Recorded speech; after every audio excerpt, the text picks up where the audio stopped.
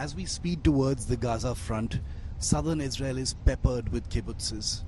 These were the communes where common people suffered the brunt of the October 7th attack, whether it was Be'eri, whether it was Kfar Aza, whether it was Holit, where I reported from, whether it was Niroz. All of these places are now just shells of their former selves. Take a look at this report of how the kibbutzes were the most damaged in the attack.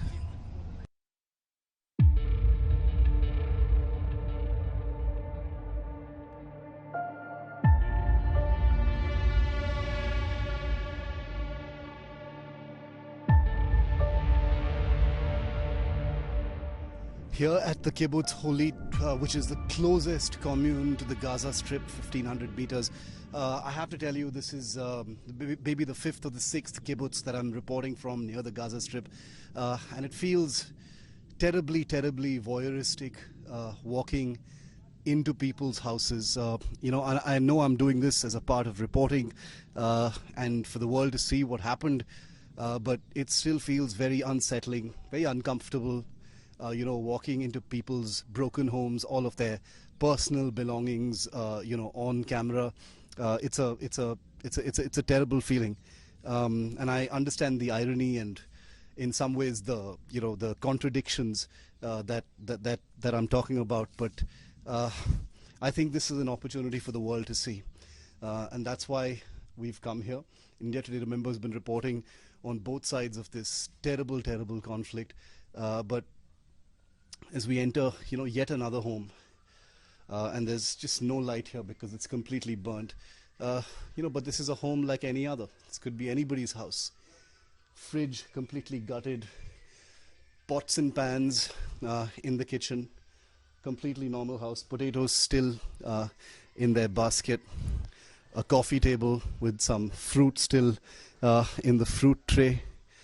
A children's bedroom with the glass completely cracked. There are some people here from the Zaka group who are, actually helping to clean things up.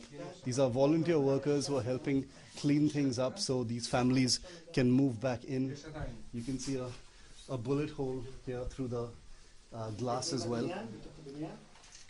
It's terrifying. There's just a smell that hangs in these houses of soot, recently lived in, and just an indescribable smell of death and decay. And if you look at pictures, there are even pictures here. I don't want to go too close to them because these are family pictures of people, and we've been told, please don't show any pictures of the families. We have to respect their privacy, so we're not going to be showing you anything close up. But just to tell you that this is a family home, a happy family. Pictures up on the wall, laughing children, parents hugging their newborns. It could be anybody's house. I think that's really what I'm trying to say. So this is a report that's going to be unforgettable for anyone who's been here, and it's truly terrifying.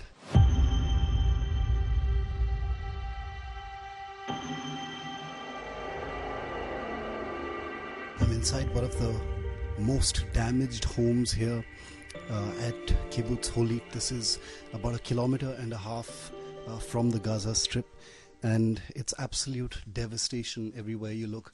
I'm starting here in one of the smallest bedrooms of the house. It's completely gutted. Just wait for a second. I'm going to show you because I'm going to walk into the living room. As you can see, everything is burnt. The walls are completely black. Everything covered in fire dust and soot. There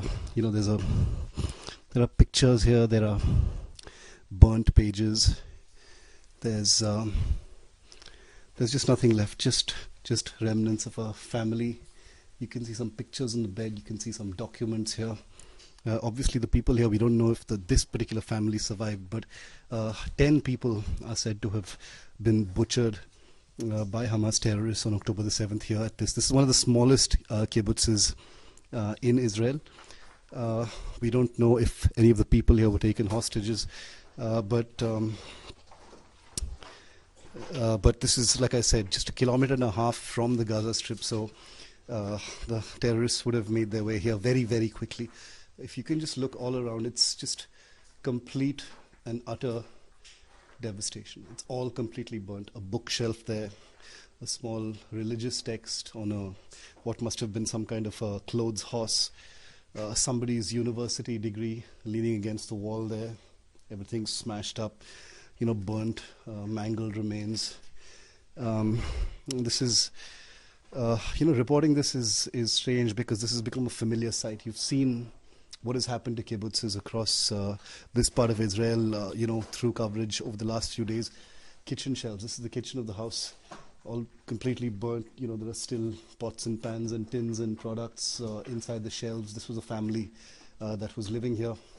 The Israeli Defense Forces don't make any specific claims about whether this particular family is alive or dead. They're very sensitive about revealing any information, so we can only guess whether the family that lived in this particular house is actually alive. In fact, there's a picture of the family, and I just wanted to, maybe show it to you for a moment because there it is. The pictures. And that's really all that's left here.